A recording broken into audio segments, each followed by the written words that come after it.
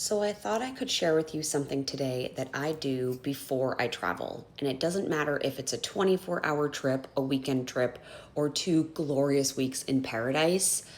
This journal practice helps me arrive in my destination already prepared for rest. For so many trips of my life, I would arrive on that vacation already feeling depleted and exhausted because I had planned for it, researched it, packed for it. If you know my packing spreadsheets, you know that that's a work unto itself. And when I arrived, it would take me hours at minimum, more like days, to acclimate, to adjust to the concept of rest and vacation.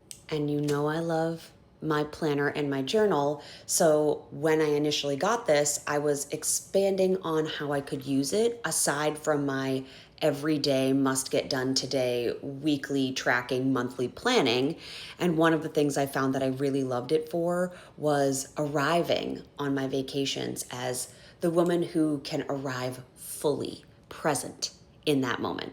The simple journal prompt I use every single time I travel is, who is she on this trip? If I were going to spend the time vision boarding, making a movie trailer, who do I want to be on this trip? What do I want it to look like for her? That's what I'm journaling. Some trips, often our Disney trips, are about adventure and enjoyment the entire time. And they're busy, but fulfilling.